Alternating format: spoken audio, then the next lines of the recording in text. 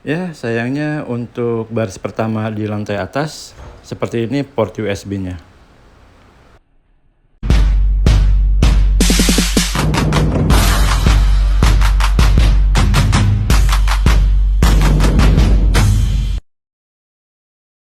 Selamat datang lagi di Omoban Channel, teman-teman. Kali ini gue bakal mengajak kalian melakukan trip dari Malang ke Jakarta dengan menggunakan GHTS. Tapi kali ini perjalanannya agak sedikit kurang menyenangkan bagi gue pribadi. Karena apa? Nanti simak aja videonya ya. Dan ini gue sedang berada di Sudirman, Malang, teman-teman. Markasnya GHTS yang luar biasa sekali. Ini markasnya besar sekali. Banyak spot-spot yang instagramable gitu ya, termasuk bagian ruang tunggunya seperti ini, dan juga di ruang tunggu atas ada playgroundnya, teman-teman ya. Buat teman-teman yang sering naik GHTS ini pasti tahu ya, sebuah tempat markas bis yang ramah anak, teman-teman. Dan di sini juga gue punya kesempatan untuk melihat adanya satu unit motor yang diangkut dengan menggunakan bis GHTS yang single deck sebenarnya, ini double decker sebenarnya, cuman yang bagian lantai bawahnya itu dipakai buat bagasi, teman-teman. Ini luar biasa sekali. Berapa harganya? Menurut gua pribadi, mungkin buat yang teman-teman yang udah tahu, silahkan tulis di kolom komentar. Menurut gua ini harganya untuk angkut motor itu sekitar 700 ribuan dari Jakarta ke Malang. Menurut pribadi ya, sepengetahuan gua. Dan ini adalah unit bis yang menurut gua awalnya ini adalah unit yang akan gue pakai, teman-teman. Karena apa? Karena di lantai bawahnya itu 2 sleeper di depan, dan di belakangnya itu adalah seat satu-satu, kanan satu, kiri satu. Ini sesuai dengan apa yang ada di Red Bus yang pada saat gue mesen gitu, teman-teman. Tapi ternyata menurut si mamangnya, bis ini tidak jalan, teman-teman. Ada trouble lah intinya. Jadi ini kita akan dioper di Pakis, teman-teman. Sayang banget ya, karena gue milih di seat di 1B, yaitu di sebelah kanan. Jadinya nanti seperti apa ya, nanti kita lihat seperti apa di video selanjutnya. Nah, ini bisnya seperti ini. Ini sesuai dengan apa yang ada di Red Bus, teman-teman. Gue milih yang di kanan di 1B ya, teman-teman ya. Nah, ini bagian atasnya untuk bis GHTS biru yang livery-nya tuh 50 anniversary. Ini bagus banget, teman-teman, bisnya. Tapi yang bagian atasnya ini Green Platinum seat 22 ya. Nah, ini kita udah sampai di garasi Pakis, teman-teman. Karena bis ini tidak jadi mengantarkan kita ke Jakarta. Entah kenapa. Dan nanti akan disediakan unit penggantinya. Pada saat menunggu pun ini cukup lama, teman-teman. Ini gue sampai di sini tuh sekitar jam 7:30, dan bis penggantinya itu baru datang sekitar jam 10 pagi, teman-teman. Ini jam 9 juga belum datang bisnya. Dan akhirnya bis penggantinya seperti ini, teman-teman. GHTS 090. Yang gue tahu ini adalah bis yang biasa ngisi di rute Jakarta atau Poris Jakarta ya, Jakarta Banyuwangi kalau nggak salah ya. Nanti kalau yang lebih tahu silakan tulis di kolom komentar.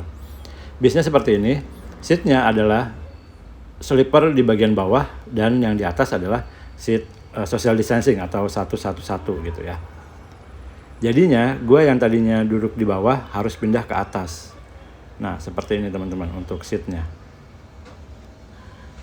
Nih, seperti ini. Jadi seat sleeper semua yang di bawahnya.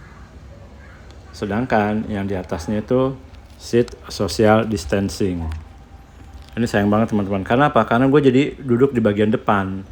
Di bagian depan, nah seperti ini, teman-teman.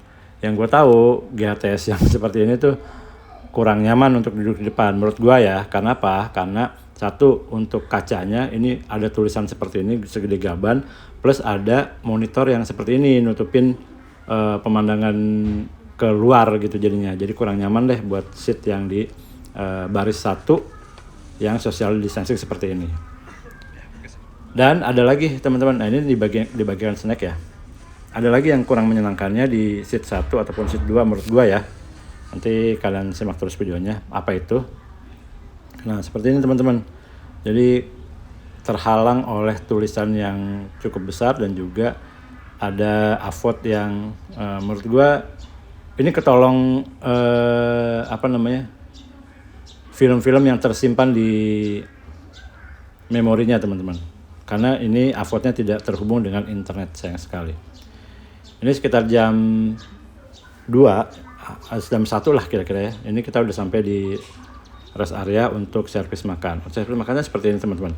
Teman-teman bisa makan di sini ataupun minta dibungkuskan. Nah, pilihan menunya banyak sekali. Teman-teman bisa request apa aja yang mau dibungkus gitu ya.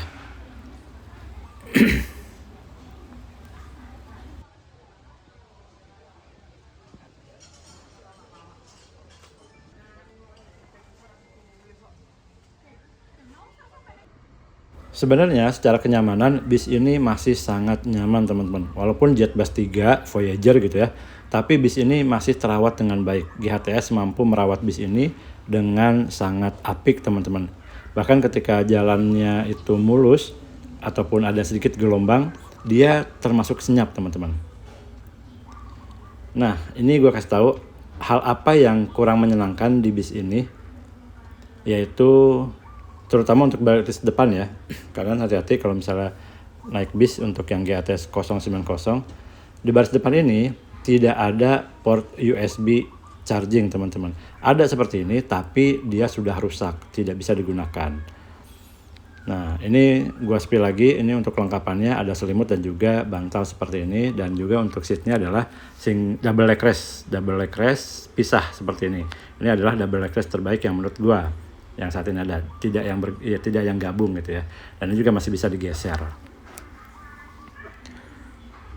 Nah, ini tempat makannya seperti ini ya teman-teman ya. Untuk rasa makanannya, ini kan gue makannya nanti pas buka puasa ya.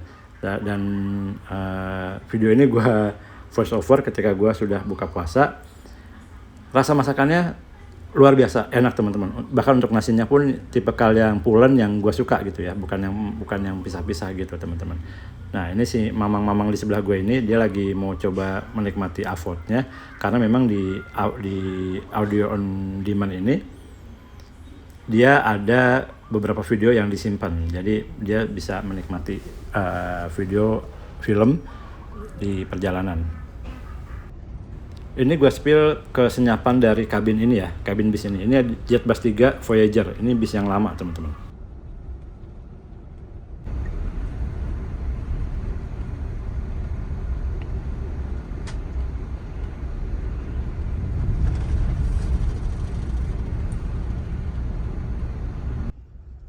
Gimana? Senyap ya?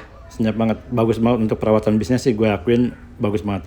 Dan ini ketika gue lagi buka puasa teman-teman, sayangnya lampu di kabinnya tidak dinyalahin, jadi kita makan dalam keadaan yang gelap-gelapan gitu ya.